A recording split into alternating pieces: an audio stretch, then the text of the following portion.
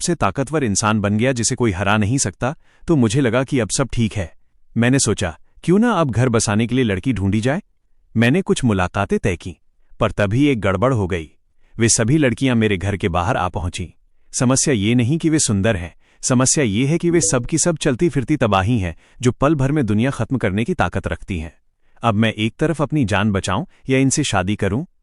दोस्तों, तो चलिए इस जबरदस्त नई कहानी को शुरू करते हैं। शुरुआत में हम देखते हैं कि साल 2030 में दुनिया में एक बहुत बड़ा बदलाव आता है। आसमान में एक जोरदार धमाका होता है और पूरी दुनिया में आध्यात्मिक ऊर्जा का विस्फोट हो जाता है। एक विशाल सुनहरी रोशनी आसमान से धरती पर गिरती है, जिसके बाद हर इंसान के पास अमर होने और शक्तियां हासिल करने का मौका आ जाता है। लेकिन इसके बाद भी आम आदमी की जिंदगी में कोई खास बदलाव नहीं आता।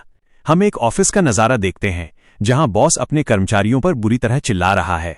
वो गुस्से में कहता है, तुम्हें घर खरीदने के लिए ज्यादा देर तक काम करना होगा, शादी करने के लिए पैसा चाहिए, बच्चे पैदा करने और उन्हें पालने के लिए और भी ज्यादा पैसा चाहिए। अगर देर से आओगे तो पैसे कटेंगे और जल्दी जाओगे तो और भी ज्यादा पैसे कटेंगे। वो साफ कह देता है कि जब तक तुम मर नहीं जाते तब तक तुम्हें बस काम करते रहना है, बिल्कुल एक मशीन की तरह। तभी हमारी कहानी के नायक का सब्र टूट जाता है। वो गुस्से में फट पड़ता है और अपने बॉस को करारा जवाब देते हुए चिल्लाता है, तेरी ऐसी की तैसी, मैं एक इंसान हूं, कोई बोझा ढोने वाला जानवर नहीं। मैं ये नौकरी छोड़ रहा हूं। जैसे ही वो ये फैसला लेता है, अचानक उसके साथ कुछ अद्भुत होता है। उसके शरीर के चारों तरफ हरी रंग की रहस्यमयी आग जलने लगती है और उसके आसपास खोपड़ियां मंडराने लगती हैं। उसे प्रेत साधक यानी आत्माओं की शक्ति मिल जाती है और उसका शरीर हवा में उठने लगता है। ये उसकी साधारण जिंदगी का अंत और एक नई ताकतवर शुरुआत थी। इसके बाद दुनिया का नजारा पूरी तरह बदल जाता है। जिन लोगों को ताकत मिली, उन्होंने संसाधनों पर कब्जा करने के लिए कमजोरों को मारना शुरू कर दिया और चारों तरफ कत्लेआम मच गया। हम देखते हैं कि हमारा नायक और उसकी साथी अब हवा में उड़ रहे हैं और उनके पास भयानक शक्तियां हैं। नायक अपने पुराने दिनों को याद करते हुए सोचता है कि एक वक्त था जब वो बस एक आम छात्र था जो सिर्फ पढ़ाई, परीक्षाओं और कोचिंग के चक्कर में फंसा रहता था। अब कहानी हमें उसके अतीत यानी पास्ट में ले जाती है, जो ये दिखाता है कि उसने अपनी जिंदगी में कितना संघर्ष किया है, कि उस समय शिक्षा का दबाव कितना भयानक था। स्कूल और कोचिंग का माहौल किसी युद्ध के मैदान से कम नहीं था। हर छात्र अपने सिर पर लाल पट्टी बांधकर दिन रात पढ़ाई में जुटा रहता था ताकि वो अपना और अपने परिवार का भविष्य बदल सके। उनके ऊपर इतना दबाव था कि वो बस मशीन बनकर रह गए थे। फिर हम एक बहुत ही चौंकाने वाला नजारा देखते हैं। पढ़ाई का जुनून इस हद तक बढ़ चुका था कि छात्रों को जिंदा रखने और उनका दिमाग तेज करने के लिए क्लास में ही ड्रिप और इंजेक्शन दिए जा रहे थे। एक नर्स आती है और छात्रों को एनर्जी नीडल यानी ताकत का इंजेक्शन लगाती है ताकि उन्हें नींद ना आए और उनका दिमाग 24 घंटे चलता रहे। वहां लिखा है कि अगर आप एक इंजेक्शन कम लेते हैं तो आप हजारों बच्चों से पीछे रह जाएंगे। हमारा हीरो भी अपनी एक दोस्त के साथ इसी भीड़ भाड़ वाली जिंदगी में फंसा हुआ था और टैक्सी लेकर अगली क्लास के लिए भाग रहा था। इसके बाद क्लास का माहौल और भी तनावपूर्ण हो जाता है। एक टीचर हाथ में लाउडस्पीकर लेकर चिल्ला रहा है और पूरी क्लास को डांट रहा है। वो जोर से पूछता है, ऐ लड़के, क्या तुम ध्यान से सुन रहे हो? हर किसी के चेहरे पर डर और तनाव साफ दिखाई दे रहा है। तभी इस भारी दबाव के बीच अचानक कुछ अद्भुत होता है। क्लास में बैठे बैठे हमारे हीरो के अंदर एक अजीब सी शक्ति जागती है।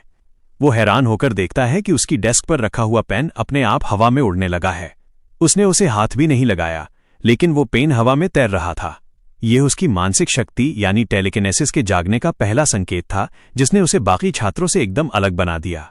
इसके बाद दुनिया का माहौल पूरी तरह बदल जाता है। जिनके पास ताकत आई, उन्होंने अधिकार और साधना के संसाधनों पर कब्जा करने के लिए पूरी दुनिया में कत्लेआम मचाना शुरू कर दिया। चारों तरफ सिर्फ तबाही और जंग का मंजर था, जहां हर कोई एक दूसरे को मार रहा था। फिर हम देखते हैं कि ये लड़ाई कितनी भयानक हो चुकी है।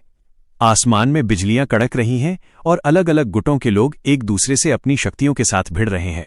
तभी इस शोर शराबे और मारकाट के बीच एक जोरदार आवाज गूंजती है, क्या तुम लोगों का लड़ना अभी तक खत्म नहीं हुआ?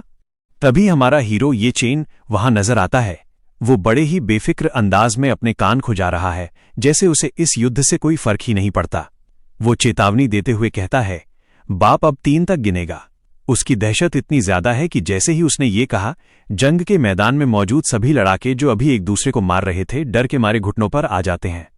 उन्हें मजबूरन जोर जोर से चिल्लाना पड़ता है। ये चेन एक बहुत ही हैंडसम और महान आदमी है। ये नज़ारा दिखाता है कि वो अब कितना ताकतवर बन चुका है। अंत में हम देखते हैं कि समय तेजी से आगे बढ़ता है। 10 साल से ज्यादा का वक्त बीत जाता है। हमारा हीरो अब उस नए युग की सबसे ऊंची चोटी पर खड़ा है। उसने उस भयानक युद्ध को एक पल में खत्म कर दिया था और टूटी फूटी इमारतों के बीच दुनिया में फिर से शांति लौट आई थी। वो अब इस नई दुनिया का बेताज बादशाह बन चुका है। दोस्तों, तो चलिए अब देखते हैं कि जंग खत्म होने के बाद उस नई दुनिया में क्या चल रहा है। अब हम उस नए युग की एक विशाल और गगनचुंबी इमारत को देखते हैं। इस इमारत के अंदर काम करने का तरीका आम इंसानों जैसा बिल्कुल नहीं है। यहां एक मेज पर रखा पेन अपने आप खड़ा होकर कागज पर लिख रहा है। ये वही जादुई शक्ति है जिससे पहले लड़ाइयां होती थीं, लेकिन अब इसका इस्तेमाल दफ्तर के काम में हो रहा है। हम एक महिला कर्मचारी को देखते हैं जो अपनी मानसिक शक्ति से दर्जनों पेन एक साथ हवा में नचा रही है और बहुत तेजी से कागजी कामकाज निपटा रही है। इसके बाद ऑफिस के अंदर का माहौल काफी भागदौड़ वाला है। एक कर्मचारी तेजी से भागता हुआ आ रहा है और उसके पीछे नीली रोशनी में चमकती हुई फाइलों की एक लंबी कतार हवा में तैर रही है। वो जोर से चिल्लाकर जानकारी देता है, इंजीनियरिंग और निर्माण के बजट को मंजूरी मिल गई है और हार मानने वालों की बैठक की सूची को रिकॉर्ड में दर्ज कर लिया गया है। यानी सारा काम जादू और तकनीक के मिश्रण से हो रहा है। फिर हम उस महिला कर्मचारी को देखते हैं जो काम के बोझ से दबी हुई है। उसके पास लगातार सूचनाएं आ रही हैं। उसे बताया जा रहा है कि इंजीनियरिंग विभाग ने देश के पुनर्निर्माण की योजना भेज दी है और फरार खतरनाक अपराधियों की सूची आ गई है। साथ ही शिक्षा मंत्रालय ने लोगों के लिए नए शिष्टाचार और नैतिकता के नियम भी भेजे हैं। सबसे बड़ी बात यह है कि दुनिया के अलग अलग कोनों से, चाहे वो दक्षिण पश्चिम की सीमा हो, पूर्व के ओझा हों या अन्य बड़े बड़े संप्रदाय, इन सभी ने अपनी हार स्वीकार कर ली है और अपने आत्मसमर्पण के पत्र भेज दिए हैं। इसके बाद हम एक बड़े कॉन्फ्रेंस हॉल का नजारा देखते हैं जहां सूट बूट पहने कई लोग गंभीरता से बैठे हैं। शायद दुनिया के भविष्य पर चर्चा हो रही है। फिर कैमरा मुख्य ऑफिस में घूमता है जहां खिड़की के बाहर लोग हवा में उड़ते हुए नजर आ रहे हैं। वहां एक खूबसूरत सेक्रेटरी हाथ में फाइल लिए खड़ी है और हमारे हीरो को समझा रही है। वो कहती है, इस दिव्य धरती पर अभी अभी शांति लौटी है, लेकिन अभी भी हजारों काम निपटाने बाकी हैं। हमें पूरी व्यवस्था को फिर से बनाना होगा। वो जोर देकर कहती है, ये चेन, तुम्हें ये जिम्मेदारी अपने कंधों पर उठानी ही होगी। लेकिन दुनिया का ये सबसे ताकतवर इंसान किस हाल में बैठा है, ये देखकर आप हैरान रह जाएंगे। अगले ही पल हम देखते हैं कि ये चेन बड़े ही आलस भरे अंदाज में अपनी उंगली से कान खुजा रहा है। इतने आलीशान ऑफिस में जहां दुनिया के फैसले लिए जा रहे हैं, वो बस एक ढीली ढाली टी शर्ट, हाफ पैंट और पैरों में हवाई चप्पल पहने हुए बैठा है। सेक्रेटरी की इतनी भारी भरकम बातें सुनकर वो झुंझला जाता है और चिल्लाकर कहता है, क्या तुम मेरे साथ मजाक कर रही हो? अब हमारा हीरो अपनी कुर्सी पर पसरकर बैठ जाता है और पुराने दिनों का रोना रोते हुए कहता है, अपने स्कूल के दिनों में मैंने तुम्हारे साथ इंजेक्शन लिए और कोचिंग के चक्कर लगाए, बिल्कुल एक पढ़ाकू कुत्ते की तरह मेहनत की। फिर इस तबाह दुनिया में जिंदा रहने के लिए मैं 10 साल से ज्यादा समय तक एक पागल कुत्ते की तरह लड़ा। फिर वो अपनी सेक्रेटरी को चिढ़ाते हुए कहता है, अब जब दुनिया में शांति आ गई है तो क्या तुम चाहती हो कि मैं अपनी बाकी जिंदगी दुनिया के लोगों के लिए एक रखवाला कुत्ता बनकर बिता दूं? वो अपनी आंख नीचे खींचकर और जीभ बाहर निकालकर उसे चिढ़ाता है और कहता है, बाप को अब एक आजाद और बेफिक्र अकेला भेड़िया बनना है, यानी वो अब कोई जिम्मेदारी नहीं लेना चाहता। तभी उसकी सेक्रेटरी का पारा चढ़ जाता है। वो हाथ में पकड़ी हुई फाइल जोर से उसके सिर पर दे मारती है। वो गुस्से में चिल्लाती है, कैसा अकेला भेड़िया, बकवास बंद करो। इसके बाद का नजारा देखने लायक है। दुनिया का सबसे ताकतवर इंसान, जो आसमान के नीचे अजेय, यानी जिसे कोई हरा नहीं सकता, वो अपना सिर पकड़कर दर्द से कराह रहा है। वो अपनी सेक्रेटरी से कहता है, अरे क्या मुझे अपनी इज्जत का भी ख्याल नहीं रखना चाहिए? बाप इस समय पूरी दुनिया में सबसे शक्तिशाली है। तभी उस सेक्रेटरी की नजर उसके पैरों पर पड़ती है और उसका गुस्सा 7वें आसमान पर पहुंच जाता है। वो उसे डांटते हुए कहती है, तुम अब इस पूरी दुनिया के सबसे बड़े मालिक हो। जिस मीटिंग में दुनिया का भविष्य तय होने वाला है, क्या तुम वहां ऐसे लिबास में जाओगे? वो उसके पैरों में पहनी हवाई चप्पल देखकर हैरान रह जाती है और उसे याद दिलाती है, हमारे कितने साथी शहीद हो गए ताकि आज ये दिन आ सके, और अब जब उनके सपने पूरे करने का वक्त आया है तो तुम भागना चाहते हो? इसके बाद तो वहां हंगामा ही मच जाता है। वो सेक्रेटरी बिना डरे उस दुनिया के सबसे ताकतवर इंसान को, जिसे कोई नहीं हरा सकता, एक फाइल से दौड़ा दौड़ा कर पीटती है। वो गुस्से में चिल्लाती है, तो क्या हुआ अगर तुम अजेय हो? तो क्या हुआ अगर तुम सबके बाप हो? अजेय होने का मतलब ये नहीं है कि तुम सभ्यता और तमीज भूल जाओगे। हमारा हीरो अपना सिर पकड़कर दर्द से कराह रहा है और वो सेक्रेटरी उसे उंगली दिखाते हुए चेतावनी देती है, जरा खुद की हालत तो देखो। अचानक हमारा हीरो एक शातिर मुस्कान के साथ अपनी सेक्रेटरी के करीब आता है और बड़े ही रोमांटिक अंदाज में उसे पीछे से पकड़ लेता है। बेचारी सेक्रेटरी, जो अभी गुस्से में थी, एकदम से शर्मा जाती है।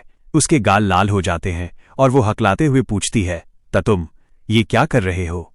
लेकिन हमारा हीरो तो ठहरा कामचोर। वो बड़े प्यार से सारी जिम्मेदारी उसके सिर पर डाल देता है। वो कहता है, मैं तुम्हें और यहां मौजूद बाकी सभी लोगों को दुनिया संभालने की तकलीफ दे रहा हूं। जाओ और मीटिंग निपटाओ। साथ ही वो एक धमकी भी छोड़ता है, अगर कोई भी मेरी बात मानने से मना करे या आनाकानी करे तो सीधा मुझे बताना। इसके बाद वो अपनी मुट्ठी भींचता है और पूरे जोश में कसम खाता है, मैं जाकर उसका ऐसा हाल करूंगा, उसे इतना मारूंगा कि वो रोते रोते तुम्हें मां बुलाने लगेगा। यानी वो कहना चाहता है कि दुनिया का कोई भी नेता अगर नखरे करेगा तो वो उसे नहीं छोड़ेगा। और फिर इतना बड़ा डायलॉग मारने के बाद वो शू करके वहां से रफू चक्कर हो जाता है। हम देखते हैं कि वो बवंडर की तरह भाग रहा है और उसकी सेक्रेटरी हाथ में फाइल लेकर अरे तुम चिल्लाते हुए उसके पीछे भाग रही है। अब हम देखते हैं कि ये चेन की मनमानी देखकर सेक्रेटरी का गुस्सा काबू से बाहर हो रहा है। वो गुस्से में फाइल को इतनी जोर से भींचती है कि फाइल मुड़ जाती है। फिर वो खुद को शांत करने के लिए अपनी आंखें बंद करती है और एक गहरी सांस लेती है। उसे समझ आ जाता है कि चिल्लाने से कुछ नहीं होगा, इसलिए वो अपना तरीका बदलती है और बड़े ही ठंडे दिमाग से उसकी तरफ मुड़ती है। इसके बाद वो एकदम गंभीर होकर उसकी आंखों में आंखें डालकर पूछती है, क्या तुम्हें पक्का यकीन है कि तुम ये नहीं करोगे? उसका ये सवाल एक आखिरी चेतावनी जैसा लगता है। लेकिन हमारा हीरो तो अपनी ही दुनिया में मस्त है। वो बड़े ही बेफिक्र अंदाज में अपनी नाक में उंगली डालकर जवाब देता है, बिल्कुल सही। कॉलेज की प्रवेश परीक्षाएं 10 साल पहले ही खत्म हो चुकी हैं। अब मेरी जिंदगी में ऐसा कुछ भी नहीं बचा है जो मुझे मजबूरी में करना पड़े। यानी उसने साफ कर दिया कि वो अब किसी के दबाव में नहीं आएगा, चाहे दुनिया इधर की उधर हो जाए। दोस्तों, अब देखिए उस सेक्रेटरी का मास्टर स्ट्रोक। जब डराने और धमकाने से काम नहीं बना तो अब उसने भावनात्मक खेल खेलना शुरू कर दिया। देखो, हर कोई काम में बहुत व्यस्त है। अगर तुम अकेले ऐसे ही निठल्ले बैठे रहोगे तो किसी के पास तुमसे बात करने या ताश खेलने का भी वक्त नहीं होगा। क्या तुम बोर नहीं हो जाओगे? क्या तुम्हें अकेलापन नहीं लगेगा? ये सुनकर हमारे हीरो को भी लगता है कि बात में दम है। वो अपनी ठुड्डी पर हाथ रखकर सोचता है, यह बात तो सही लग रही है। फिर वो उम्मीद भरी नजरों से पूछता है, मुझे ये काम वाम पसंद नहीं है, लेकिन क्या कोई ऐसा बेहद महत्वपूर्ण काम है जो पक्का आरामदायक और मजेदार हो? अगर ऐसा है तो मैं कर लूंगा। तभी सेक्रेटरी के चेहरे पर एक शैतानी मुस्कान आ जाती है। अगले ही पल वो बड़े प्यार से उसके कंधे पर हाथ रखती है और कहती है, बच्चे, अब तुम उम्र में बड़े हो रहे हो। और फिर वो अपने तरकश का आखिरी तीर छोड़ती है, अब वक्त आ गया है कि तुम ब्लाइंड डेट पर जाओ और शादी कर लो। यह वाकई में एक बहुत ही आरामदायक और खुशहाल काम है, कोई दिक्कत नहीं होगी। जैसे ही ये चेन ये सुनता है, उसके होश उड़ जाते हैं। उस गगनचुंबी इमारत से एक जोरदार चीख सुनाई देती है जिससे पूरी बिल्डिंग हिल जाती है। हैं? क्या कहा तुमने? वो दुनिया का सबसे ताकतवर इंसान जंग लड़ सकता है, लेकिन शादी के नाम से ही उसकी हवा टाइट हो गई। और तभी सीन कट होता है और हम शहर के एक व्यस्त इलाके में स्थित एक शानदार हॉटपॉट रेस्टोरेंट को देखते हैं, जहां शायद उसे जबरदस्ती भेजा गया है। अंदर का नजारा तो और भी अद्भुत है। यहां खाना परोसने के लिए वेटर्स को चलने की जरूरत नहीं पड़ रही।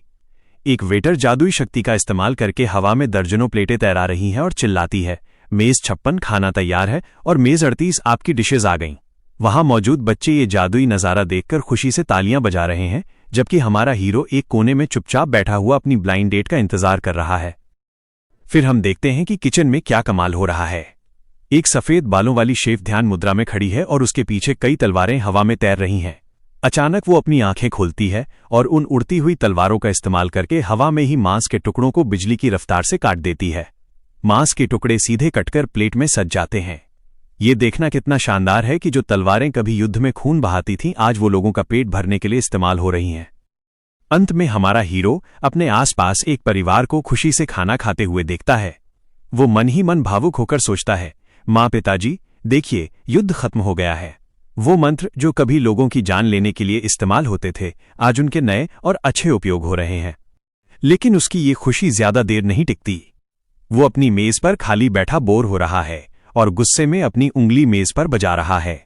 वो चिढ़ते हुए सोचता है, धत्त तेरे की, मैंने स्कूल में सुना था कि जो लोग ब्लाइंड डेट पर देर से आते हैं और नखरे दिखाते हैं वो पक्का लालची और पैसे के भूखे होते हैं। यानी उसकी होने वाली पत्नी अभी तक आई नहीं है और वो अभी से उसे जज करने लगा है। अब हम देखते हैं कि आखिर उसे वहां भेजा कैसे गया। उसने इस मुसीबत से बचने की कितनी कोशिश की थी, ये नज़ारा वाकई मज़ेदार है। हमारा हीरो अपनी कुर्सी पर डर के मारे पीछे हट जाता है और हकलाते हुए चिल्लाता है, ना, नहीं, बिल्कुल नहीं, कैसी ब्लाइंड डेट। वो बच्चों की तरह जिद करने लगता है और कहता है, मैं तो बस अभी कुछ दिन पहले ही खुश रहना शुरू हुआ हूं और अब तुम मुझे फिर से किसी के काबू में देना चाहती हो। मुझे शादी नहीं करनी, मुझे मेरी आज़ादी चाहिए, मुझे बस खुश रहना है। लेकिन उसकी सेक्रेटरी के पास उसे मनाने का अपना ही तरीका है। इसके बाद हम देखते हैं कि वो उसके चिल्लाने पर कोई जवाब नहीं देती, बस वहां खामोश खड़ी हो जाती है। वो अपनी बड़ी बड़ी आंखों से उसे बस घूर रही है, जैसे कह रही हो कि क्या तुम सच में मना करने की हिम्मत कर रहे हो। कि सेक्रेटरी की वो जानलेवा खामोशी ये चेन को परेशान कर देती है। वो अपना सिर पकड़ लेता है और झुंझलाते हुए कहता है, मेरी तरफ ऐसे मत देखो और हर वक्त ऐसा नाटक मत किया करो जैसे मेरे माता पिता ने मरते वक्त मुझे तुम्हारे हवाले किया था। वो बस मजाक में ये कह रहा था, लेकिन उसे क्या पता था कि यही सच है। तभी सेक्रेटरी का चेहरा एकदम गंभीर हो जाता है और वो एक भयानक अतीत की याद दिलाती है। वो बताती है, याद करो, जब आध्यात्मिक ऊर्जा वापस आई थी तब एक उम्मीदवार ने स्कूल में हंगामा मचा दिया था जिससे पूरी बिल्डिंग गिर गई थी। वो भावुक होकर कहती है, तुम्हारे माता पिता ने हम दोनों को बचाने के लिए अपनी जान की बाजी लगा दी थी और लड़ते लड़ते शहीद हो गए थे। उन्होंने मेरी जान बचाई थी जो मुझे दूसरा जीवन देने के बराबर है। ये सुनकर ये चेन एकदम चुप हो जाता है। इसके बाद तो सेक्रेटरी अपनी भावनाओं और अपनी तारीफ का पूरा बांध तोड़ देती है। वो चिल्लाते हुए कहती है, उन्होंने मुझ पर भरोसा किया क्योंकि उन्हें लगा कि मैं सुंदर, भरोसेमंद, दयालु और जिम्मेदार हूं, इसलिए उन्होंने तुम्हें मुझे सौंपा था। जरा सोचिए, वो इस गंभीर माहौल में भी अपनी तारीफ करना नहीं भूल रही। अंत में हम देखते हैं कि वो कुर्सी पर बैठे ये चेन के ऊपर हावी हो जाती है। बेचारा ये चेन पसीने पसीने हो गया है और डरा हुआ लग रहा है। वो सेक्रेटरी उसे अपनी उंगली दिखाते हुए डांटती है, मैं उनके उस भारी भरोसे को कैसे तोड़ सकती हूं। ये मेरी जिम्मेदारी और मेरा फर्ज है कि मैं तुम्हारी जिंदगी के बड़े फैसलों जैसे कि शादी का ख्याल रखूं। उस सेक्रेटरी की इमोशनल ब्लैकमेलिंग और लगातार बोलने से हमारे हीरो का दिमाग एकदम पक चुका है। अब हम देखते हैं कि ये चेन अपने दोनों हाथों से अपने कान बंद कर लेता है और चिल्लाकर कहता है, रुको, बस भी करो, यह बकबक बंद करो। वो परेशान होकर कहता है, मैं हार मानता हूं, लेकिन कम से कम मुझे इसका कारण तो बताओ, आखिर मुझे शादी क्यों करनी पड़ेगी। तभी जवाब देने के लिए सेक्रेटरी मेज पर धड़ाम से लाल रंग के लिफाफों का एक भारी भरकम ढेर पटकती है। ये चेन उस आवाज से ही सहम जाता है। इसके बाद सेक्रेटरी उसे असली वजह समझाती है, जो काफी गहरी और राजनीतिक है। वो कहती है, जमाना बदल गया है। पुराने समय में राजाओं के पास हजारों रानियां होती थीं, लेकिन अब ऐसा नहीं है। वो आगे बताती है कि जिन दुश्मन गुटों ने सरेंडर किया है, वो पहले जहर, धोखे और श्राप का इस्तेमाल करते थे, लेकिन अब चूंकि तुम अजेय हो चुके हो, वो सब डरे हुए हैं कि कहीं बाद में तुम उनसे पुराना हिसाब किताब बराबर न करो और उन्हें मार न डालो। अंत में हम देखते हैं कि ये चेन के हाथ में एक लाल लिफाफा है जिस पर विंग चुन फिस्ट लिखा है, जो शायद किसी मार्शल आर्ट स्कूल का नाम है। सेक्रेटरी खुलासा करती है, जैसे ही उन्हें पता चला कि तुम सिंगल हो, वो सब अपनी जान बचाने के लिए और तुमसे समझौता करने के लिए शादी के प्रस्ताव भेजने की होड़ में लग गए हैं। यानी ये दुश्मन अब अपनी बेटियों की शादी ये चेन से करवाकर खुद को सुरक्षित करना चाहते हैं। बेचारा हीरो अब तो वो पूरी दुनिया का सबसे बड़ा दूल्हा बन गया है। ये चेन हाथ में वो लाल लिफाफा लेकर अपनी सेक्रेटरी पर चिल्लाता है, अरे मुझे बेवकूफ बनाने की कोशिश मत करो। अच्छे नंबर लाने के लिए तुम्हारे इस बाप ने इतिहास की किताबों को रट रट कर चाट डाला था। फिर वो अपनी कल्पना के घोड़े दौड़ाता है। वो सपने देखते हुए कहता है, टीवी सीरियल्स और नाटकों में जब भी दो राज्यों के बीच शादी का समझौता होता है तो वहां ऐसी सुंदर सुंदर राजकुमारियां होती हैं। हम देखते हैं कि वो अपने ख्यालों में सजी धजी बेहद खूबसूरत प्राचीन रानियों को देख रहा है और सोच रहा है कि शायद उसकी होने वाली पत्नी भी ऐसी ही होगी। लेकिन अगले ही पल उसका वहम टूट जाता है और उसे सच्चाई का डर सताने लगता है। अंत में वो जोर से चिल्लाकर फैसला सुना देता है, असलियत में वो सब ऐसी दिखती हैं, मैं वहां बिल्कुल नहीं जाऊंगा। बेचारे को लगता है कि जिन दुश्मनों ने सरेंडर किया है उनकी बेटियां सुंदर नहीं बल्कि डरावनी होंगी, इसलिए वो अपनी जान बचाने के लिए शादी से साफ इनकार कर देता है। ये चेन की बेतुकी बातें सुनकर सेक्रेटरी उसे असलियत का आईना दिखाती है। अब हम देखते हैं कि सेक्रेटरी उसके चेहरे के एकदम करीब आ जाती है, जिससे माहौल थोड़ा गंभीर हो जाता है। वो उसकी आंखों में देखते हुए पूछती है, तुम अब एक चलते फिरते तबाही के हथियार बन चुके हो। क्या तुम जानते हो कि इसका मतलब क्या है? उसका कहने का मतलब था कि वो बहुत खतरनाक और शक्तिशाली है। लेकिन हमारा हीरो तो अपनी ही दुनिया में रहता है। वो बड़े ही मासूमियत से अपनी ठुड्डी पर उंगली रखता है और पूछता है, क्या इसका मतलब ये है कि मैं बहुत हैंडसम हूं? यानी उसे लगता है कि उसके कातिलाना लुक्स की बात हो रही है। ये सुनकर सेक्रेटरी को यकीन नहीं होता कि दुनिया का सबसे ताकतवर इंसान इतना बुद्धू कैसे हो सकता है। वो निराश होकर अपना सिर हिलाती है। फिर वो उसके दोनों गालों को जोर से पकड़कर खींचती है और उसे कड़वी सच्चाई बताती है। वो उसे डांटते हुए कहती है, अगर तुम दुनिया के सबसे ताकतवर इंसान नहीं होते, जिसे कोई हरा नहीं सकता, तो क्या तुम्हें लगता है कि तुम्हारे इस आलसी और बिखरे हुए हुलिये को देखकर कोई भी सुंदर लड़की तुम्हारी तरफ देखती भी? सेक्रेटरी की बात सुनकर उसका दिमाग एकदम से खुल जाता है। अब सेक्रेटरी एक बहुत ही गहरी और पते की बात बताती है। वो एक कातिलाना मुस्कान के साथ कहती है, वो लोग तुम्हारे गुस्से और बदले से इतना डरते हैं कि वो कोई भी गलती करने की हिम्मत नहीं करेंगे। इसलिए वो चुन चुनकर सिर्फ सबसे खूबसूरत और बेहतरीन लड़कियां ही तुम्हारे पास भेजेंगे। ये सुनते ही ये चेन की आंखें हैरानी और खुशी से फटी की फटी रह जाती हैं। उसका मुंह खुला का खुला रह जाता है और उसे एहसास होता है कि वो तो बेकार में ही डर रहा था। इसके बाद हम देखते हैं कि ऑफिस का माहौल एकदम बदल गया है। ये चेन, जो अभी तक शादी के नाम से भाग रहा था, अब बड़े आराम से अपनी कुर्सी पर बैठकर नाखून काट रहा है और सेक्रेटरी की तारीफ करते हुए कहता है, ओह, तो ये बात है, तुम वाकई में समस्याओं को बहुत गहराई और स्पष्टता से देखती हो। अंत में उसके चेहरे पर एक बहुत ही बेशर्म और लालची मुस्कान आ जाती है। उसका चेहरा खुशी से लाल हो जाता है और वो मजे लेते हुए कहता है, मुझे अचानक से अब ये सब ठीक लगने लगा है। ऐसा करो, सबसे पहले मुझे उस लड़की की फोटो भेजो ताकि मैं देख सकूं। पहले हम देखते हैं कि ये चेन निराश होकर अपनी कुर्सी पर बैठा है। जब उसने फोटो मांगी तो सेक्रेटरी ने साफ मना कर दिया। ये चेन चिढ़कर पूछता है, क्या तुम्हारे पास इतना भी वक्त नहीं है? लेकिन सेक्रेटरी बड़े ही नखरे और अदा के साथ खड़ी हो जाती है। वो एक रहस्यमयी मुस्कान के साथ कहती है, वैसे भी फैसला तो तुम्हें ही करना है। वो उसे समझाती है, क्या तुम्हें नहीं लगता कि तुम लड़कों के लिए थोड़ा रहस्य बना रहना ज्यादा अच्छा होता है? यानी वो चाहती है कि ये चेन बिना चेहरा देखे ही वहां जाए ताकि रोमांच बना रहे। इसके बाद सीन वापस उसी रेस्टोरेंट में आता है जहां ये चेन अकेला बैठा बोर हो रहा है। वो अपनी ठुड्डी पर हाथ रखकर गहरी सोच में डूबा हुआ है। उसे अब दाल में कुछ काला लग रहा है। वो मन ही मन सोचता है, मुझे ऐसा क्यों महसूस हो रहा है कि उस सेक्रेटरी ने अपनी चाल चलकर मुझे फंसा दिया है। उसके पीछे हमें उस सेक्रेटरी का एक डरावना और शैतानी साया दिखाई देता है जिसकी आंखें लाल चमक रही हैं, जो ये दिखाता है कि बेचारा ये चेन उसकी बातों में आकर फंस गया है। तभी अचानक किसी के आने की आहट होती है। हम देखते हैं कि एक लड़की के कोमल और नंगे पैर, जिनमें पायल बंधी हुई है, धीरे धीरे चलकर उसके पास आते हैं। एक बहुत ही प्यारी और घबराई हुई आवाज आती है, हेलो, मैं यहाँ ब्लाइंड डेट के लिए आई हूँ। ये चेन चौंक कर नीचे देखता है। जैसे ही वो कोमल आवाज ये चेन के कानों में पड़ती है, उसका दिल जोर जोर से धड़कने लगता है। वो शर्म से लाल हो जाता है और मन ही मन सोचता है, उफ उफ, कितनी कोमल और प्यारी आवाज है। क्या ये वही दिल की धड़कन वाला एहसास है?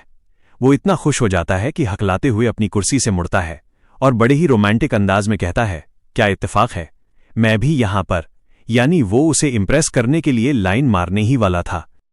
लेकिन जैसे ही उसकी नजर उस लड़की के चेहरे पर पड़ती है, उसकी सारी आशिकी हवा हो जाती है। अगले ही पल हम देखते हैं कि ये चेन का चेहरा डर के मारे एकदम सफेद पड़ गया है और उसकी आंखों में खौफ साफ दिखाई दे रहा है, क्योंकि वो लड़की कोई आम लड़की नहीं लग रही थी, बल्कि उसने अपने चेहरे पर एक बेहद डरावना 3 आंखों और बड़े दांतों वाला हरा राक्षस का मुखौटा पहन रखा था। वो वहां बड़े ही सभ्य तरीके से खड़ी थी, लेकिन उसका वो भयानक मुखौटा देखकर हमारे हीरो की जान हलक में आ गई है। रोमांस का तो पता नहीं, लेकिन हॉरर सीन जरूर बन गया है। पहले रेस्टोरेंट में बैठे लोगों के पसीने छूट जाते हैं। वो डर के मारे हकलाते हुए बस एक ही नाम ले पाते हैं, लान लान, और फिर जोर से चिल्लाते हैं, लान डुओ डुओ। ये नाम किसी बम धमाके से कम नहीं था। ये सुनते ही वहां भगदड़ मच जाती है। जो लोग अभी मजे से खाना खा रहे थे, वो अपनी जान बचाने के लिए भागो चिल्लाते हुए पागलों की तरह रेस्टोरेंट से बाहर दौड़ पड़ते हैं। इसके बाद आसमान में भी खौफ का माहौल छा जाता है। एक आदमी लाल ड्रैगन पर उड़ते हुए चिल्लाता है और उसकी पहचान उजागर करता है। ये काली मियाओं की संत 10,000 जहरगू राक्षसी लान डुओ डुओ यहां क्या कर रही है? ये तो इस देश के 10 महान दुष्टों की लिस्ट में 7वें नंबर पर आती है। तभी एक और व्यक्ति जो हवा में उड़ रहा है सबको चेतावनी देता है, भागो, अगर इसने अपना जहर छोड़ दिया तो 10 मील के दायरे में न तो कोई हड्डी बचेगी और न ही घास का एक तिनका उगेगा। यानी ये लड़की इतनी जहरीली है कि उसका वहां होना ही मौत की गारंटी है। अंत में हम जमीन पर अफरा तफरी का माहौल देखते हैं। एक पिता अपने डरे हुए बच्चे को गोद में लेकर भाग रहा है। बच्चा रोते हुए कहता है, पापा, मुझे डर लग रहा है। और पिता हैरान होकर चिल्लाता है, युद्ध तो खत्म हो चुका था ना, फिर ये मुसीबत अचानक यहां कहां से आ गई? सोचिए दोस्तों, जिस लड़की को देखकर पूरा शहर खाली हो गया, हमारा हीरो उसी के साथ डेट पर बैठा है। ये चेन अपनी कुर्सी पर बैठा हुआ है और डर और गुस्से के मारे उस लड़की पर उंगली उठाकर चिल्लाता है, क्या तुम लोगों ने, मियाओ सरहद वालों ने, बहुत पहले ही शांति समझौता नहीं कर लिया था? फिर तुम यहां क्या कर रही हो? यानी उसे समझ नहीं आ रहा कि एक सरेंडर कर चुका दुश्मन यहां डेट पर क्यों आया है। फिर कहानी हमें फ्लैशबैक में ले जाती है, जहां हमें पता चलता है कि ये चेन इतना क्यों घबराया हुआ है। वो याद करते हुए बताता है, जब हम पहली बार मिले थे तो तुम्हारे उस भयानक जहर ने मुझे लगभग परलोक पहुंचा ही दिया था। हम देखते हैं कि कैसे वो एक ऊंची इमारत पर खड़ी होकर अपना हरा जहरीला धुआं फैला रही थी। ये चेन बताता है कि उसकी जान कैसे बची। अगर उस वक्त मेडिसिन किंग का वो जीनियस डॉक्टर नहीं होता जिसने पूरे 1 महीने तक मेरे शरीर में सुइयां चुभो कर मेरा इलाज किया, तो मैं नर के दरवाजे से वापस नहीं आ पाता।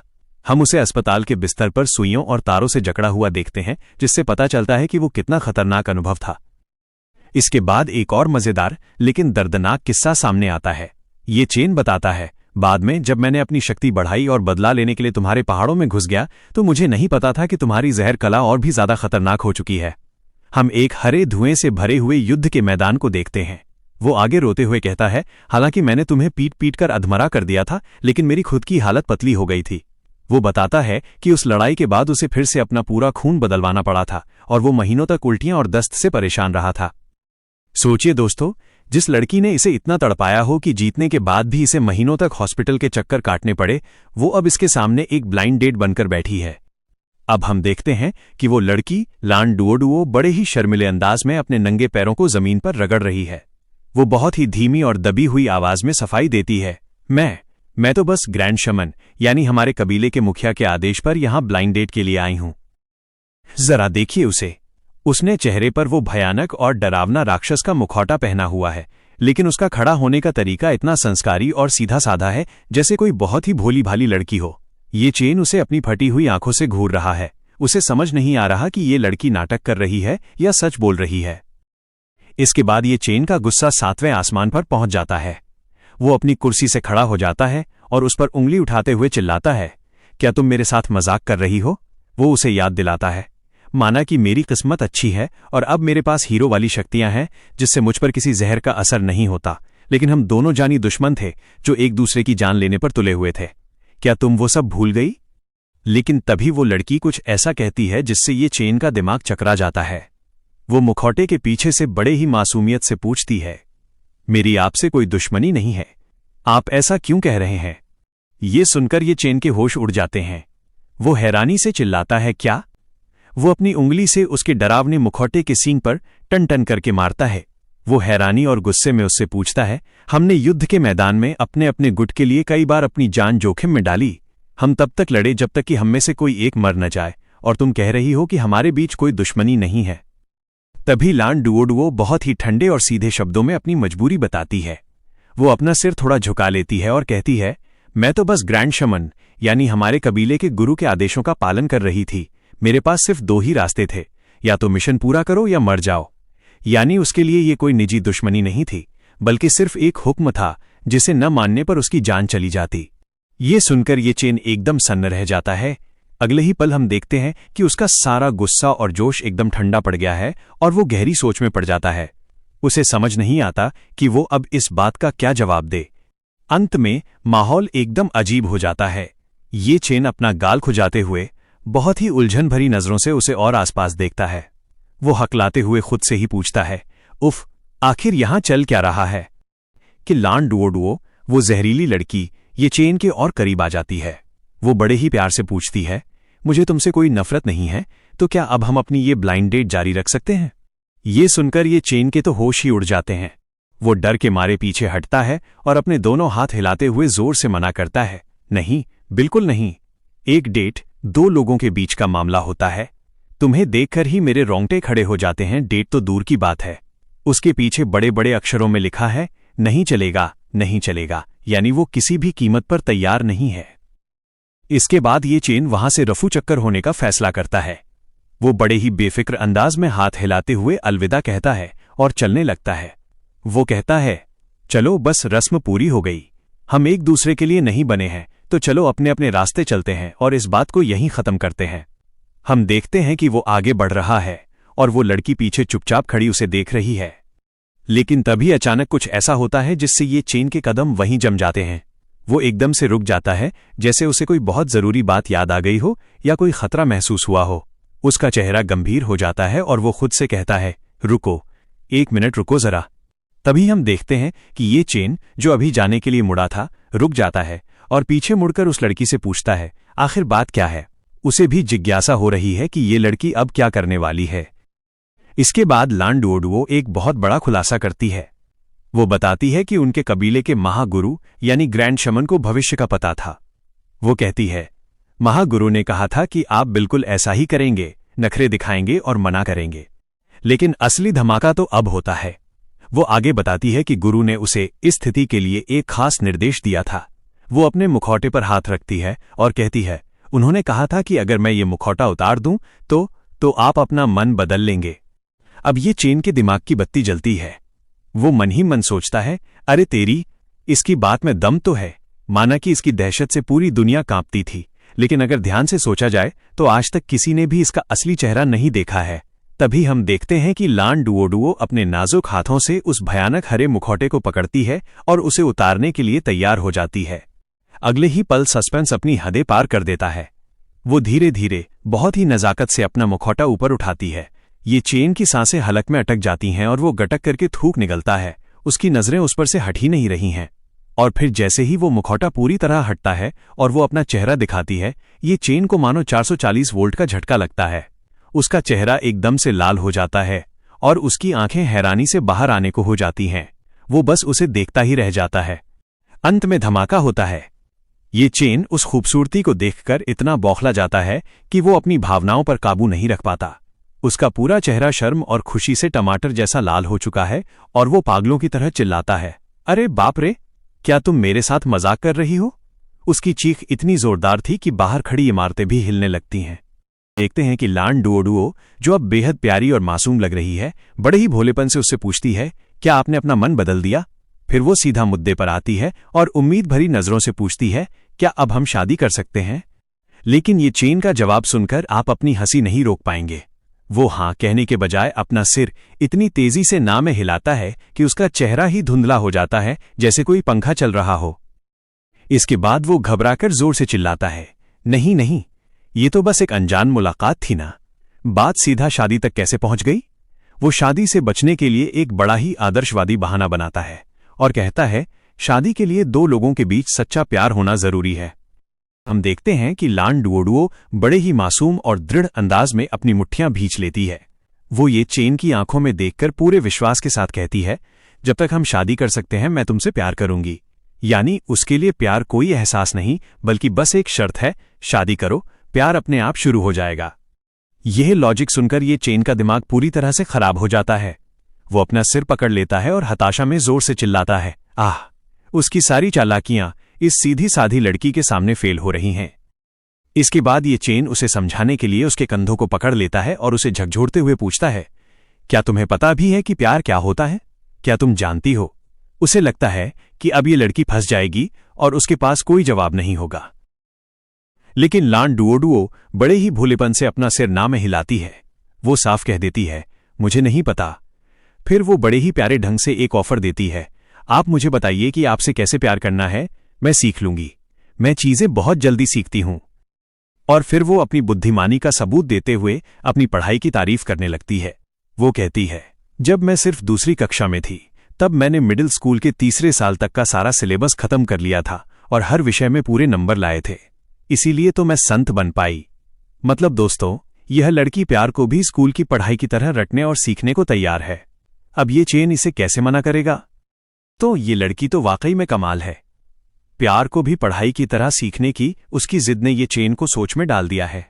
वो सोचता है, हम जैसे साधारण छात्रों को तो पास होने के लिए देवताओं और भगवान से प्रार्थना करनी पड़ती थी और तुक्के लगाने पड़ते थे। हम उसे मंदिर में अगरबत्ती जलाकर किस्मत की भीख मांगते हुए देखते हैं।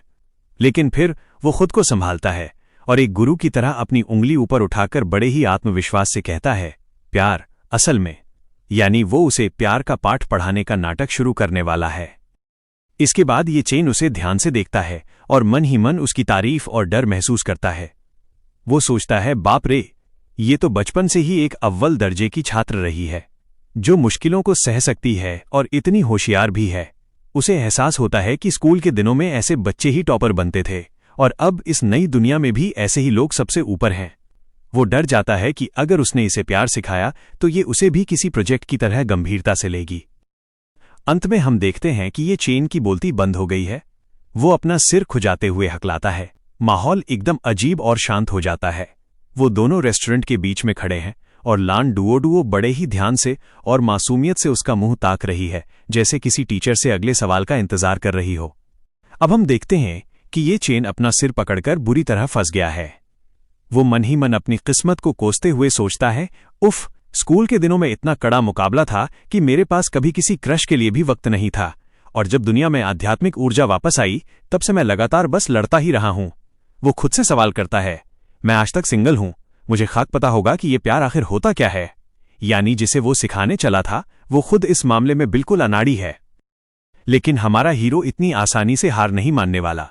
अगले ही पल वो बड़ी चालाकी से पीछे मुड़ता है और एक उंगली हवा में उठाकर पूरे जोश में कहता है, मैं अभी जाकर किसी से पूछ कर आता हूं। वहां खड़ी लान डुओडुओ के सिर पर एक बड़ा सा सवालिया निशान आ जाता है। वो मासूमियत से उसे जाते हुए देखती है और सोचती है कि आखिर ये करने क्या वाला है। ये चेन की आंखों में एक खतरनाक चमक आती है। वो अपना हाथ हवा में उठाता है और अपनी एक बहुत ही शक्तिशाली तकनीक का इस्तेमाल करता है, दिव्य क्षमता, यूनिवर्स ग्रेट शिफ्ट। हम देखते हैं कि वो अपनी उंगली से हवा में ही एक काला पोर्टल, ब्लैक होल जैसा रास्ता खोल देता है। पीछे खड़ी लान डुओडुओ बेचारी हक्की बक्की रह जाती है कि ये अब क्या कर रहा है। अगले ही पल वो पोर्टल सीधे उस सेक्रेटरी के ऑफिस में खुलता है। लेकिन वहां का नजारा तो और भी ज्यादा चौंकाने वाला है। वहां वो सेक्रेटरी अकेली नहीं बल्कि उसके दर्जनों रूप क्लोन्स काम कर रहे हैं। वो बेचारी काम के बोझ के मारे इतनी दबी हुई है कि उसने काम निपटाने के लिए अपने ही कई सारे क्लोन बना लिए हैं। कोई फोन पर चिल्ला रहा है, कोई फाइलें लेकर भाग रहा है और कोई बर्गर खा रहा है। सोचिए दोस्तों, वो बेचारी वहां मरने की हालत में काम कर रही है और हमारा हीरो पीछे हवा में एक छोटा सा छेद करके वहां झांक रहा है ताकि उससे पूछ सके कि प्यार क्या होता है। ये चेन अपना सिर खुजाते हुए एक बहुत ही गहरा राज खोलता है। वो कहता है, मुझे वाकई में कॉलेज एंट्रेंस एग्जाम की तैयारी का शुक्रिया अदा करना चाहिए। वो बताता है कि चीनी, गणित, अंग्रेजी, फिजिक्स, केमिस्ट्री, बायोलॉजी और करंट अफेयर्स, इन सब विषयों को रटते रटते छात्रों का दिमाग इतना तेज हो गया कि उन्होंने ये स्प्लिट पर्सनैलिटी यानी एक साथ कई रूप धरने की दिव्य शक्ति विकसित कर ली। वो आगे कहता है कि उस समय के हाई स्कूल सीनियर्स में से कई ऐसे थे जिन्होंने दबाव में आकर ये तकनीक सीख ली थी। यानी पढ़ाई का प्रेशर इतना था कि बच्चे सुपर हीरो बन गए। इसके बाद ये चेन हिम्मत करके उस पोर्टल के जरिए सेक्रेटरी का ध्यान खींचने की कोशिश करता है। वो अपनी मुट्ठी से हवा में नॉक करता है और गला साफ करते हुए कहता है, अहम। लेकिन जो प्रतिक्रिया उसे मिलती है वो किसी डरावनी फिल्म से कम नहीं है। अचानक ऑफिस के अंदर मौजूद सेक्रेटरी के सारे रूप, चाहे वो फोन पर हो, बर्गर खा रही हो या फाइल पढ़ रही हो, एक ही झटके में पीछे मुड़ते हैं और ये चेन को घूरने लगते हैं। उन सब की आंखों में एक ही सवाल है, अब क्या मुसीबत है। ये नज़ारा इतना खौफनाक और भारी भरकम है कि बाहर खड़ा हमारा हीरो पसीने पसीने हो जाता है और चुपचाप खड़ा होकर सोचने लगता है कि क्या उसने गलत समय पर नॉक कर दिया। पहले हम देखते हैं कि सेक्रेटरी के वो अनगिनत रूप अपनी चश्मे वाली तीखी और जानलेवा नजरों से एक साथ ये चेन को घूरते हैं। वो सब एक सुर में चिल्लाती हैं, तुम्हें क्या चाहिए। जरा सोचिए, एक नाराज औरत को झेलना ही मुश्किल होता है, यहां तो पूरी की पूरी फौज खड़ी होकर सवाल पूछ रही है। ये नज़ारा देखकर हमारे हीरो ये चेन की तो सिट्टी पिट्टी गुम हो जाती है। वो डर के मारे उस छोटी सी लड़की लान डुओडुओ से भी चिपक जाता है और अपनी आंखों को हाथ से ढकते हुए रोने वाली आवाज में गिड़गिड़ाता है, ओ देवी जी, कृपया अपनी इन दिव्य शक्तियों को वापस समेट लो। तुम्हारा एक ही रूप इतना डरावना है कि मेरी जान निकल जाती है। अब तुम इसे कई गुना बढ़ाकर मुझे हार्ट अटैक देना चाहती हो क्या? मुझे बहुत डर लग रहा है। तभी सेक्रेटरी शांत होती है। हम देखते हैं कि वो सारे क्लोन चमकती हुई रोशनी बनकर वापस उसके असली शरीर में समा जाते हैं और वो वापस एक हो जाती है। अंत में वो पोर्टल के उस पार अपनी कमर पर हाथ रखकर बड़े ही एटीट्यूड और गुस्से के साथ खड़ी हो जाती है। हम देखते हैं कि सेक्रेटरी गुस्से में अपनी उंगली सीधे ये चेन के सीने पर गड़ा देती है, टच। वो चिढ़कर उसे धक्का देती है और चिल्लाती है, अरे क्या तुम्हें दिखाई नहीं देता कि मैं काम करने के लिए पहले ही खुद को 1 दर्जन टुकड़ों में बांट चुकी हूं। वो उसे फटकारते हुए कहती है, जाओ और अपनी ये मैच मेकिंग यानी शादी ब्याह का चक्कर खुद संभालो। मेरे पास ये सब देखने और तुम्हारा ये प्यार का दिखावा झेलने का बिल्कुल भी वक्त नहीं है।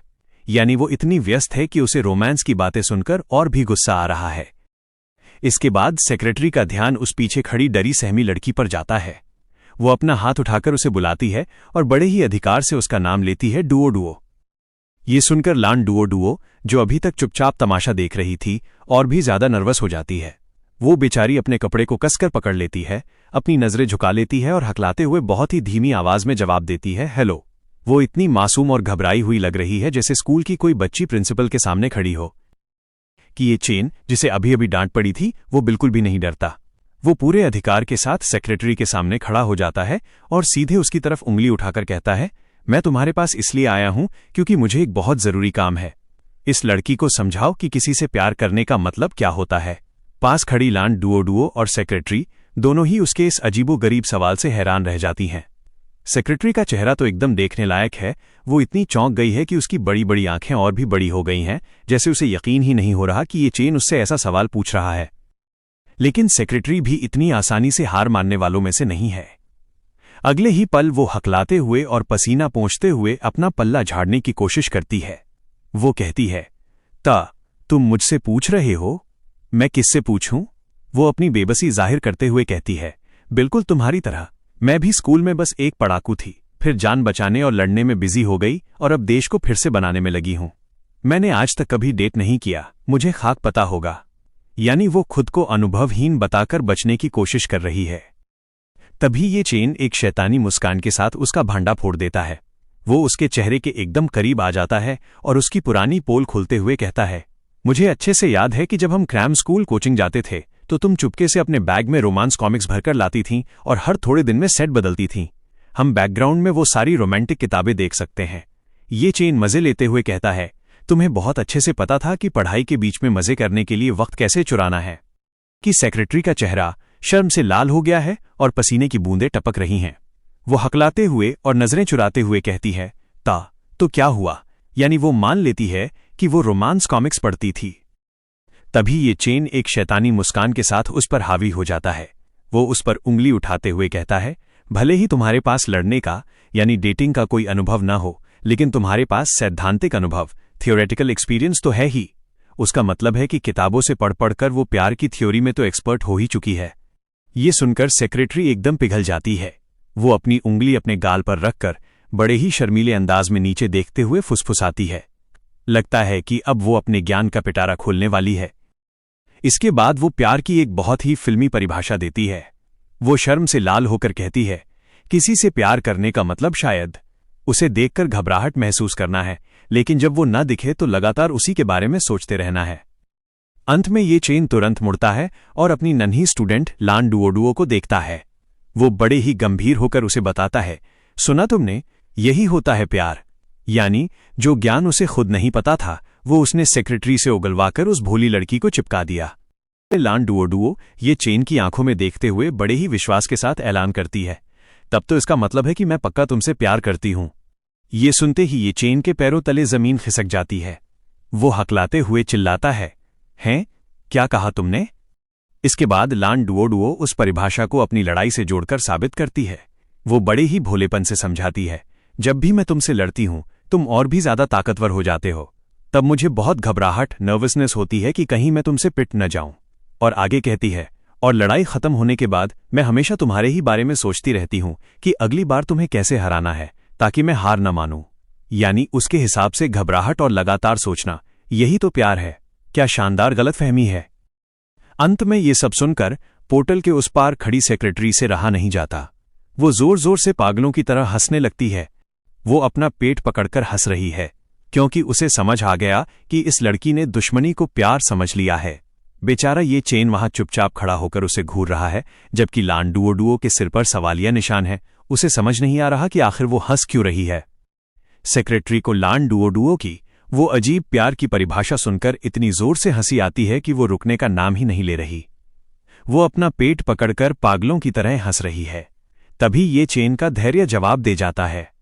वो हड़बड़ाते हुए और चिल्लाते हुए कहता है, रुको रुको रुको, बस करो, मैं तुम्हारी ये बकवास और नहीं सुन सकता।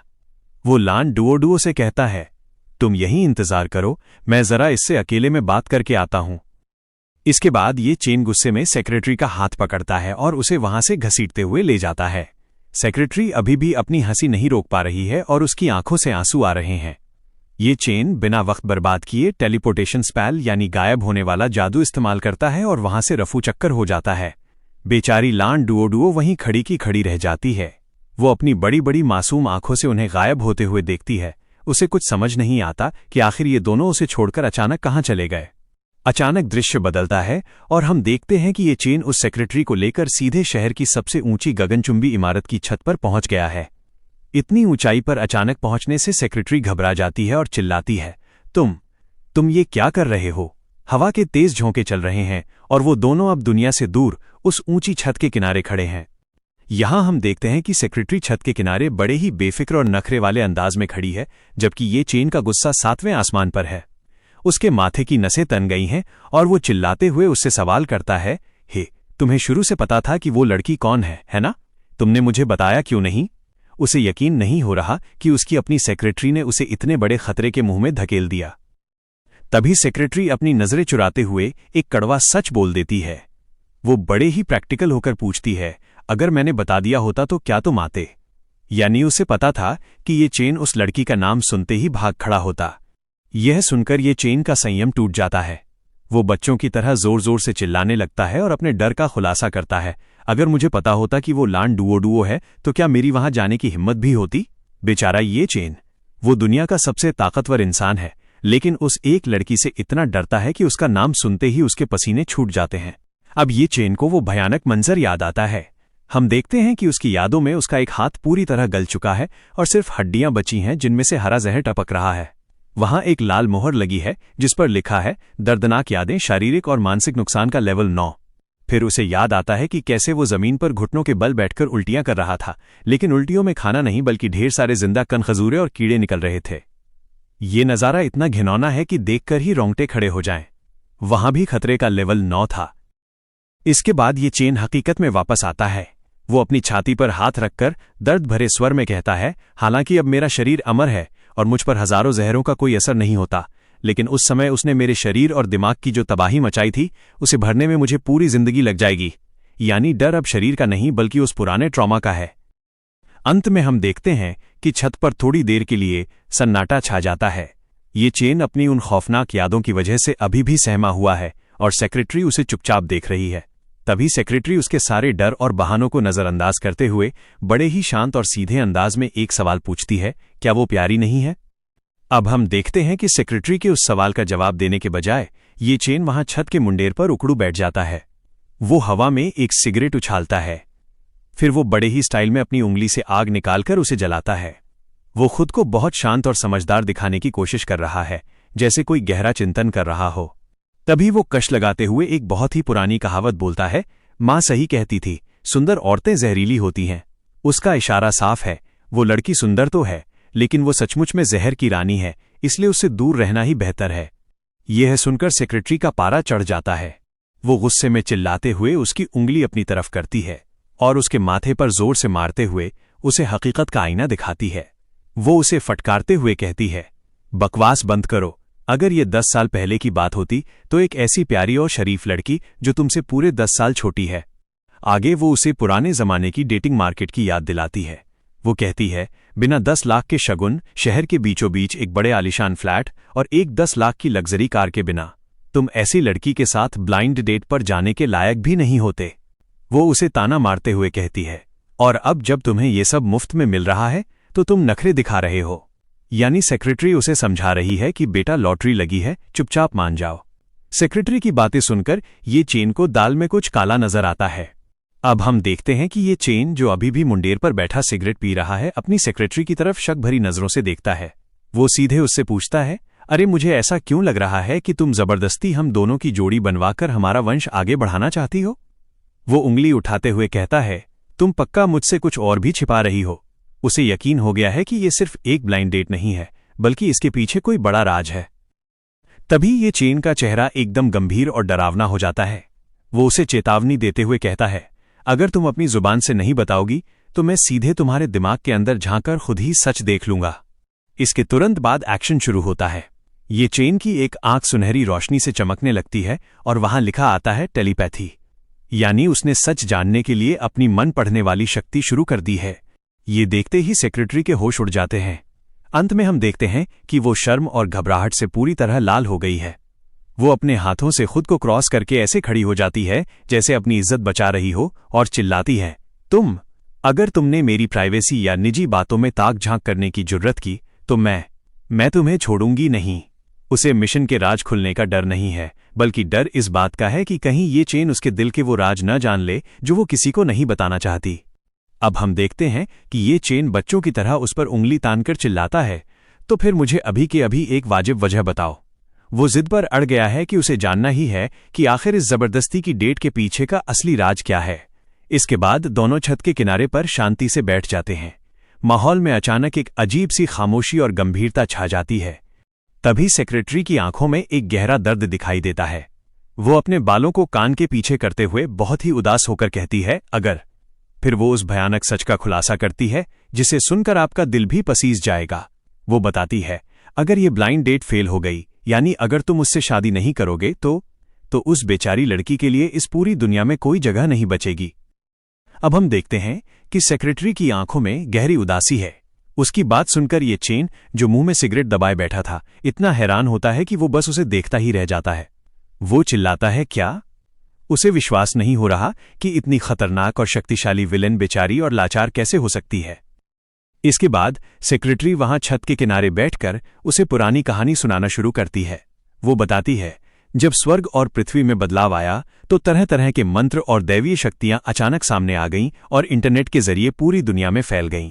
यानी जादू टोना अब पुरानी किताबों में नहीं बल्कि वाईफाई की स्पीड से फैल रहा था। फिर हम देखते हैं कि ये नई दुनिया कितनी हाईटेक हो गई है। कंप्यूटर और मोबाइल फोन पर कल्टीवेशन मॉल्स यानी शक्तियां खरीदने वाली ऑनलाइन दुकानें खुल गईं। हम देखते हैं कि स्क्रीन पर तरह तरह के जादुई आइटम और कोर्सेज बिक रहे हैं, बिल्कुल किसी शॉपिंग ऐप की तरह। लेकिन इसका नतीजा बहुत भयानक निकला। सेक्रेटरी बताती है कि सभी गुटों ने अपने अपने इलाके बना लिए। सबसे पहले दक्षिण पूर्व के शी परिवार ने शुरुआत की और उन्होंने पहला मानव हथियार विकसित किया, हानबा ज़ॉम्बी किंग। अंत में हम उस खौफनाक राक्षस को देखते हैं जो किसी बुरे सपने जैसा दिखता है, विशाल, काला, नुकीले पंजे और बेहद डरावना। ये दुनिया का पहला इंसान से बना हुआ हथियार था। कि सेक्रेटरी उन दिनों के खौफनाक सच को बयां करती है। वो बताती है, जिन गुटों के पास संसाधन और ताकत थी, उन्होंने अपनी रक्षा और हमले के लिए अपने खुद के विनाशकारी इंसानी हथियार, ह्यूमनॉइड वेपन्स बनाना शुरू कर दिया ताकि दूसरों पर अपना दबदबा बनाए रख सकें। हम तस्वीरों में देखते हैं कि कैसे भयानक और शैतानी रूप वाली औरतों और योद्धाओं को तैयार किया गया, जिनके सिर पर सींग और आंखों में नीली चमक थी। वो आगे बताती है, इसी के बाद ह्यूमन वेपन रैंकिंग यानी इन इंसानी हथियारों की ताकत की लिस्ट वजूद में आई। इसके बाद कहानी एक मासूम बच्ची की तरफ मुड़ती है जिसे सुनकर आपका दिल दहल जाएगा। सेक्रेटरी ये चेन को बताती है, उस समय लान डुओ सिर्फ एलिमेंट्री स्कूल की दूसरी कक्षा 2nd ग्रेड की छात्रा थी। हम उस छोटी सी प्यारी सी बच्ची को एक अंधेरे कमरे में स्कूल यूनिफॉर्म में खड़ा देखते हैं। सेक्रेटरी बताती है, उसे और उसके जैसे कई बच्चों को ब्लैक मियाओ की बड़ी चुड़ैल ने 10,000 जहर वाली विधि सीखने के लिए कैद कर लिया था। फिर हम उस भयानक रस्म को देखते हैं जिसे AGU कहा जाता है। अंधेरे तहखाने में कई छोटी बच्चियों की आंखों पर पट्टी बांधकर खड़ा किया गया है और उनके सामने एक विशाल राक्षस की मूर्ति है। अगले ही पल हम देखते हैं कि मुखौटा पहने हुए 2 आदमी एक बड़े से मटके का ढक्कन बंद कर रहे हैं और उस मटके के अंदर वो नन्ही लान डुओ डरी हुई बैठी है। वो मटका खाली नहीं है बल्कि उसके अंदर जहरीले सांप, कनखजूरे और बिच्छू भरे पड़े हैं। सोचिए, एक छोटी सी बच्ची को जिंदा जहरीले कीड़ों के साथ बंद कर दिया गया ताकि वो उनसे लड़कर और भी जहरीली बन सके। अंत में एक बहुत ही दर्दनाक नजारा सामने आता है। हम देखते हैं कि उस टूटे हुए मटके के अंदर लान डुओ अपने घुटनों को पकड़कर सहमी हुई बैठी है। उसके आसपास हड्डियों और कंकालों का ढेर लगा है। सेक्रेटरी बताती है, अंत में सिर्फ लान डुओ ही जिंदा बची। यानी वो कोई विलेन नहीं है बल्कि एक ऐसा हथियार है जिसे जिंदा रहने के लिए बचपन में ही नर्क से गुजरना पड़ा। दोस्तों, ये चेन अपनी सेक्रेटरी की बात सुनकर थोड़ा भड़क जाता है और उसे अपनी मेहनत याद दिलाता है। अब वो उसकी आंखों में देखते हुए कहता है, क्या उस वक्त हम भी बुरी हालत में नहीं थे? मैंने भी तो सब कुछ दांव पर लगा दिया था, एक जुआरी की तरह अपनी जान जोखिम में डाली और मौत के साथ बार बार आंख मिचोली खेली। तब जाकर मुझे ये हीरो वाली शक्ति मिली और मैं इस जंग को रोकने वाला सहारा बन पाया। फिर वो छत के किनारे बैठकर हैरानी से पूछता है, लेकिन इन सब बातों का इससे क्या लेना देना कि अब लान डुओ के लिए दुनिया में कोई जगह नहीं बची। उसे अब भी समझ नहीं आ रहा कि उसकी और लान डुओ की स्थिति में इतना फर्क क्यों है। तभी सेक्रेटरी उसे असलियत दिखाने के लिए नीचे चमकते हुए शहर की तरफ इशारा करती है। वो उसे समझाती है, अब जब दुनिया में शांति हो गई है तो तुम वो मजबूत लंगर हो जिसने सबको थामे रखा, इसलिए 9 राज्यों के लोग सिर्फ तुम्हारी इज्जत करते हैं और तुम्हें भगवान की तरह पूजते हैं। इसके बाद वो एक कड़वे सवाल के साथ उसकी तरफ मुड़ती है, लेकिन उसका क्या? आखिरकार सेक्रेटरी उस डरावने सच का खुलासा करती है। हम देखते हैं कि लोगों की नजरों में लान डुओडुओ कोई मासूम लड़की नहीं, बल्कि एक विशाल और खौफनाक राक्षस है जिसका चेहरा देखकर ही रूह कांप जाए। सेक्रेटरी बताती है, 10,000 जहर वाली संत की डरावनी शोहरत आसमान के नीचे हर कोई जानता है। भला कौन ऐसा इंसान होगा जो एक चलते फिरते जहर के गोदाम यानी मौत के सामान के पास रहने की हिम्मत करेगा? तस्वीर में हम देखते हैं कि कैसे उसकी परछाई मात्र से ही लोग डर के मारे भाग रहे हैं। यही वजह है कि शांति होने के बावजूद कोई उसे अपनाने को तैयार नहीं है। सेक्रेटरी की बात अब सच साबित होती दिखाई दे रही है कि कैसे दुनिया ने इस लड़की को ठुकरा दिया है।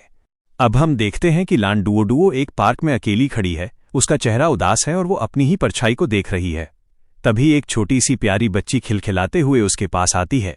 वो बच्ची दुनिया के डर से अनजान है और बड़े प्यार से अपनी पसंदीदा गुड़िया लान डुओडुओ को देने के लिए आगे बढ़ाती है। लान डुओडुओ की आंखों में चमक आ जाती है। उसे लगता है कि शायद कोई तो है जो उससे नफरत नहीं करता। लेकिन जैसे ही वो खुश होकर उस गुड़िया को लेने के लिए अपना हाथ आगे बढ़ाती है, एक झटके में सब खत्म हो जाता है। अचानक हम देखते हैं कि उस बच्ची का पिता दौड़कर आता है और उसे जोर से पीछे खींच लेता है। बेचारी गुड़िया लान डुओडुओ के हाथों में आने के बजाय जमीन पर गिर जाती है।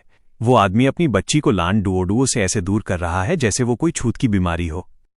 इसके बाद वो पिता अपनी बच्ची को गोद में उठाकर वहां से भाग खड़ा होता है।